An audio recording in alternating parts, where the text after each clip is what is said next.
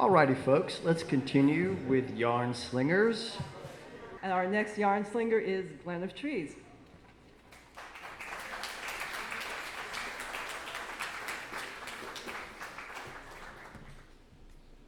The title is, Does Having an Odd Job Mean There Are Even Ones? Or, How I Man the Homophones as the Artificial Insemination. My guided meditations begin in this manner. Open your eye and be listening to the word. I believe we come to Earth to be gods in training. From Venus, I chose to incarnate into a poor line of Polish Jews, not far from the fabled shtetl of Chelm, the village of fools. Fast forward to New Jersey, where Mendel Folkenflik, who was related to me on both sides of the family, and the survivor of Auschwitz, asked me one day what I did for a living. I said, I breathe and I laugh.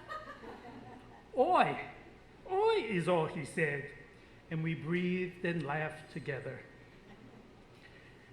At 13, I made headlines with Marilyn Monroe. She died as I came into my divine work as a clown. I was called an entrepreneur, having established Have Party Will Plan, with the enticing line of, let me entertain you. God only knows how that came to me. Mendel would see me leaving town in my Clarky the Clown mobile as I drive off to be the gum pusher that I really was in reality, flogging my super stick, coming in flavors of fruit punch, tea berry, and cinnamon at supermarkets in the tri-state area. Then there were the gigs for playing Santa. In a free school, I taught art, creative writing, and Nonsense 101, an introduction to reality. I was a cook and a recreation specialist at Miss Gay's farm in Farmville, and a humor therapist in a women's prison.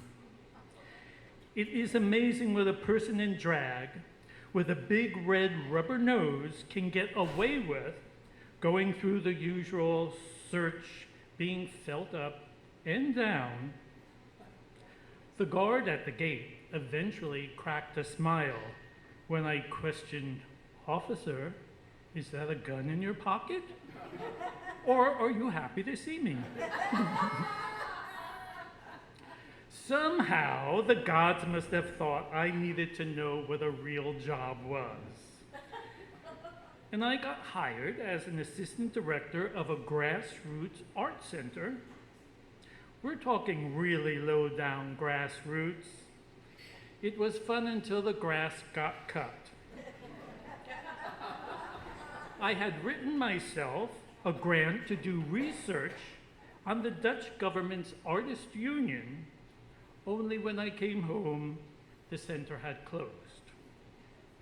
I applied for a job as artist in residence at a camp run by the Unitarians by saying, I believe a good fuck is like a prayer. Feeling I could be that camp, I got the position hands down. I was banished to the front porch of the farmhouse when it was lesbian week. One would walk by giving me a hard glance each day until by the end of the week, she came up to me and said, I know what you are. You're a goddess with a penis. She got it right. I moved to the Big Apple, got a job as a streetwalker, dressed as a head of lettuce, passing out leaflets, alternating as an ear of corn, typecast by the restaurant manager. To support myself, when I had enough of the street life, I began Have Schmata Will Travel. Just saying, therapists pose the biggest mess to straighten out. I worked at a bank in the World Trade Center doing CD conversions, and as a professional party mingler to big corporations who paid me to come costumed and hobnob with the bigwigs. I was a life drawing model, posing in a nude, until they paid me more to dress up as my hippie self. I sold Chipwich ice cream dressed as a Hare Krishna in front of Radio City Music Hall. Then I got the big chance, working at the Erotic Baker, taking orders over the phone, making callers feel comfortable by asking tongue-in-cheek, "Is it a penis or a vagina you want?" Then came asking the desired size, 8-inch or 10-inch round, or a sheet cake, and the choice of a filling, icing, and if the marzipan, vagina, or penis was to be Caucasian, brown, or black, and if a penis, flaccid, erect, circumcised, or not. Occasionally, someone just wanted tits or a copulating couple, and then straight or gay came up. And next, the question of the message. Make-A-Wish and blow was the one most gay men wanted. In between all this, I became a massage therapist and a Reiki master, advertising under Have Hands Will Heal. I had Broadway stars, Hollywood stars, and porn stars flying off my table. I did an exchange with an astrologer once who told me, "You know, your humor comes from Uranus."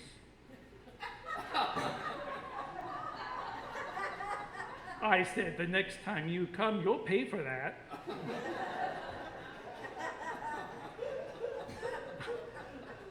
I even had an elephant dresser from the circus as a client.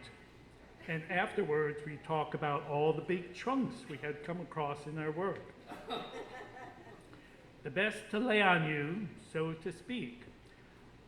I put myself through the seminary by manning the homophones, doing sex work. I didn't even have to get out of bed to go to work. Not only did I graduate as the head of my class for giving the best guided meditations, but the rabbi asked me to convert him one night while his wife was in the next room studying to become a Buddhist nun. I did, and here hangs my tale. When your purpose in life is to entertain the gods, there's nothing to do but put on a good show. For to be without humor, even if from Uranus, is humorless. And I continue to laugh and breathe.